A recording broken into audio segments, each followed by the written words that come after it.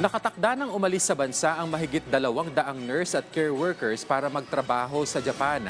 Nakipag-ugnayan din ng DMW sa Ballet Philippines para sa cultural and arts programs na mabebenepisyuhan ang mga anak ng OFWs. Yan ang sentro ng balita ni Denise Osorio.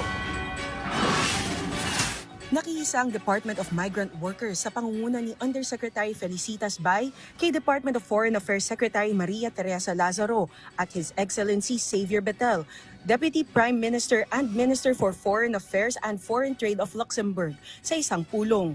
Sumentro ang pag-uusap sa potensyal na bilateral labor agreement para tumulong sa pag-recruit ng mga Filipino nurses, professionals at skilled workers sa Luxembourg.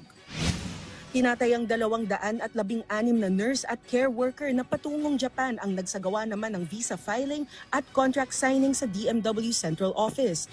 Ito na ang ika-18 batch ng mga kalahok sa ilalim ng Philippine-Japan Economic Partnership Agreement na matagumpay na nakapaghain ng kanilang visa at nakapirma ng kontrata.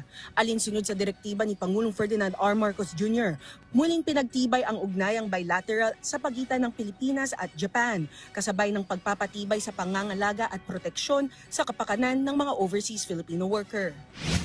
Nakipagkita naman sila Migrant Workers Secretary Hans Leo Kakdak at Undersecretary Dominique Rubia Tutay kay Ballet Philippines President and CEO Kathleen Lior Liechtenstein para pag-usapan ang potensyal na kolaborasyon sa cultural and arts programs na maaaring mabenepisyuhan ang mga anak ng OFWs.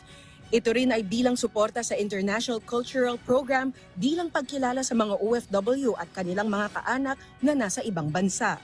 Denise Osorio para sa Pambansang TV sa Bagong Pilipinas.